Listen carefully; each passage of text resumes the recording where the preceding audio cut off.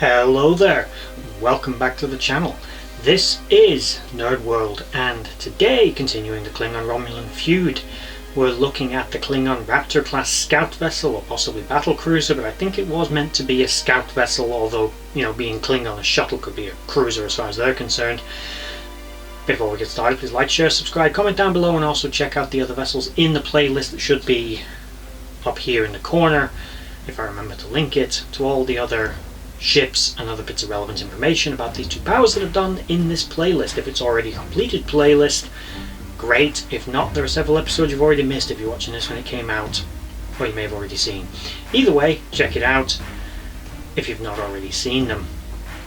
The Klingon Raptor class was a Klingon scout vessel encountered by Starfleet in 2151. It was found 2 kilometers down into a Class 9 gas giant atmosphere and was somehow still relatively intact. It was noted that the ship's hull armour was twice as thick and presumably then twice as strong as that of the NX class starship in its original launch configuration.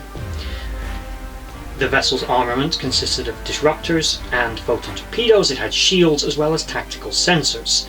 It carried a crew of 12 and had 4 decks. It also kept a stock of live animals on board for the ship's crew to consume, such as notably the famous and often put upon Klingon targ, a sort of cross between a pig and a dog that they used to both keep as a pet and eat, so a lot like a pig, really.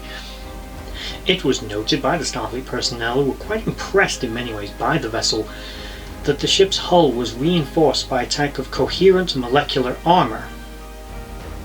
It's basically some kind of alloy that's really, really strong and impressive in Star Trek technobabble. And the ship was, in many ways, a vastly superior tactical vessel to the NX-01 class ship, despite the fact that it was only a vessel of exploration. In general hull profile, it resembles many other Klingon vessels of the time, with a sort of brutalistic architecture without rigging that was needed to enhance the ship's structural integrity, although again the structural integrity of this vessel was pretty damn impressive. The ship was, again with the basic layout, it had the neck section that separated out the rear drive from the command section of the ship, which housed the bridge and other such systems, and the rear of the ship where all the mechanics and garb would be, such as the engineering room, the warp core, and other such things. The nacelles were located port and starboard, extended away from the ship. This was to create a more stable warp field, but also for crew safety, as warp fields not too good for your health if you get too close to them for too long. Even the Klingons have a real concept of safety. When Starfleet encountered this Klingon vessel, most of the crew, in fact all the crew, were unconscious, but were at their posts.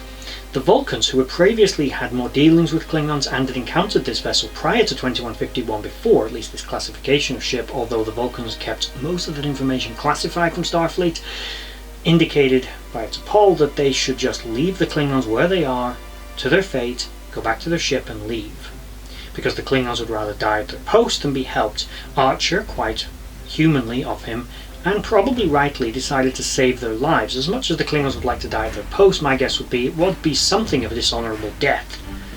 Maybe no one would ever know that's how they died. The Klingons might never find the ship. Their families would never know. It was better to at least survive and go on to fight and possibly die in battle somewhere else in the glory of the Klingon Empire. But, matter of perspective with the Klingons sometimes. The interior of this ship, the IKS Sun-Ra, was pretty typically Klingon. It was sparse, dirty, grimy, and generally had a feeling of being lived in, as did pretty much every Klingon ship from every era. Otherwise, it was a very impressively engineered starship. The bridge layout was pretty typical for the era, with a command chair in the center with consoles located around them, but nothing obstructing the captain's view of the view screen, so that he or she can make an accurate assessment of the battlefield while the vessel is engaged in hostilities with all of its potential enemies, of which the Klingon Empire has many of those. The function of this ship within the Klingon Navy should be pretty apparent. It was a scout vessel. It was used for reconnaissance and survey missions, although it could double as an assault vessel. In later years, the Klingons would pretty much abandon this concept of an independent starship and blend the function of this vessel with the bird of prey, making the bird of prey a more versatile platform and serving both functions rather than building two distinct classifications of starship, which obviously streamlined the Navy considerably for spare parts, training, and general efficiency of naval use and better use of assets. But at this time, with the more limited technology, to have a bigger sensor suite and other facilities aboard the ship that it would likely have needed to perform those duties, it would have needed to be a distinct vessel in its own right, which is why the Klingons went down that route most likely. Again, in terms of appearance, unless you know Klingon ships, because of how well armed it is, how large it is, which is a little vague, but it seems to be probably about the same size, maybe a little smaller than NX class, you probably would assume it was some kind of pure combat vessel, but that actually wasn't the case.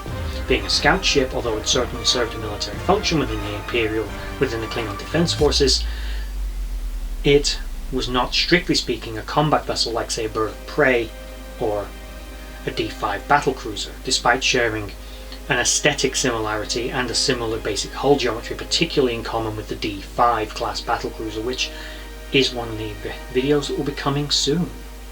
The Klingons had a great deal of pride in this ship, and once their vessel was restored, like any good Klingon, they threatened the Enterprise for boarding their ship, firing their weapons and saving their lives. Those damn dirty human Pataks. So, there we have the Klingon Raptor class as part of the KDF. What do you think of this vessel? Let me know in the comments below. I just want to take this moment to thank you for watching that video.